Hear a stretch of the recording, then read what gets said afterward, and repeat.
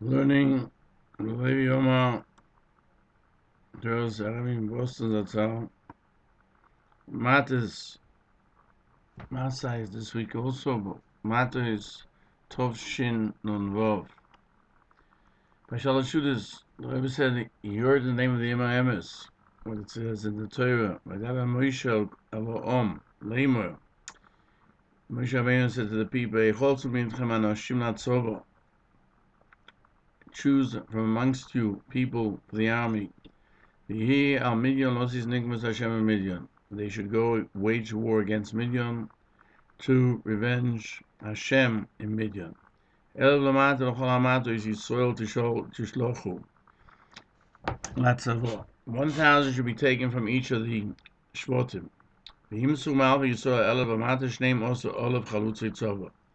How many were given? 12. Now Chazal tell us, when we find in Rashi, Yisrael tells us that in this war, Shevet Levi was also included. Therefore, they should have been 13,000, with the 1,000 of every of the other 12 Shvotim. The Torah says, and they were given over 12,000, not 13,000. So there are those who explain that Ephraim and Asher sent together 1,000. However, the Emes wants to answer, in other words, they should come by themselves to the army. However, Bnei Yisrael did not want to go because they knew that after Milchemes Midian, Moshe Rabbeinu will die, and they were hesitant to go because they preferred Moshe should remain alive. So the Rebbe says, Vayim Mosru, that they handed over from Alpha Yisrael. And from those that were handed over, there were 12,000.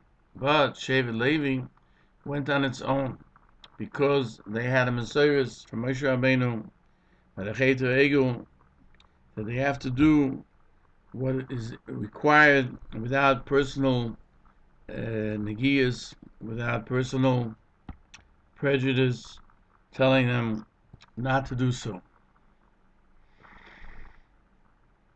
They shouldn't take their individual consideration, but they should go to Shem Shamayim. Therefore, that Levium came, and they didn't look at the reckoning that Moshe Rabbeinu would have to die after Milchemes Midian. The Sifti Tzaddik, who is a brother-in-law or an uncle of the Emes, or brother-in-law of the Sfas Emes, cites a medrash. When it says Nekoim Nikmas Bnei Yisrael, and then it says Vayishlach Oisa Moshe, it says go take revenge for HaKadosh Baruch Hu, and he sent Pinchas. So the question is, why didn't Moshe Rabbeinu himself go? He sent others. So the Medrash says, Moshe Rabbeinu grew up in Midian, and on Tzakor Satoiv, he was forbidden to fight them. The Medrash says that from a well that one has drunk, one should not throw into it stones because they'll break it. And the question comes up, HaKadosh Baruch Hu commanded, and Moshe Rabbeinu should have gone. Moshe should have gone by himself, and it's not like throwing a stone. But the idea is that Moshe Rabbeinu saw that if he would go with the army to fight Midian, there will be a terrible argument in heaven on Klal Yisrael. Now Moshe, who was brought up in Midian with Yisrael, goes to rebel against them, to fight with them. For Klal Yisrael didn't go, that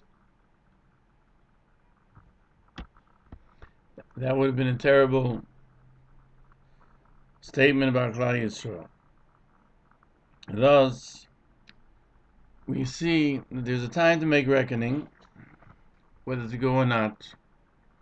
The Levium had a cheshbon to go. Moshe Rabbeinu had a cheshbon not to go, because he didn't want to have any difficulty brought upon Klal Yisrael for their lack of desire to go. What does this teach us? The Rebbe Zt said that we shouldn't do anything without thinking it over. We have to make a reckoning. Sifsei Tzadik also explains that Bnei Gad and Bnei Ruvain said, we will go as leaders in the war to conquer Yisrael. There are other places where it says Nachnu. It says Nachnu rather than Anachnu. Kulon Bnei Ish Echad Nachnu. When the Shvatim came down to Mitzrayim, they said Nachnu. And Nachnu Boshana Morinu, we say in Eichel. Hopefully we'll say it in Simcha. When Mashiach coming, we won't have to fast on Tisha B'Av. And the Tzadik says that Nachnu is stated when Klal Yisrael is together. When there's a connection between one Jew to the other, then we can do it. And they were able to lead. You have to be able to lead people who want to be led if they're together. So too you can do tshuva together when there's achdus. That the Achim did by Yosef. And also, when everybody feels the cave, the tsar, the pain of the Shechina, then we can all say Nachnu V'Shana Morinu. The Rebbe concluded by saying Hashem Yisborach should help, that there should be achdus in Klal Yisrael. Especially now, we have to keep the Avas Chinam. We have to keep the love for other Jews to rectify sinas Chinam. We know that the second Beis Hamikdash was destroyed, sinas Chinam. The Mosdos Tshuva, the Rizorcha to Hagula Shleima. Rebbe Zt used to say that we find in Chazal that whoever is Mesameach Choson V'Kalo is as if he has rebuilt one of the destroyed buildings of Yerushalayim. As if you rebuilt one destroyed building from the destroyed buildings of Jerusalem. Why does it say twice a duplication?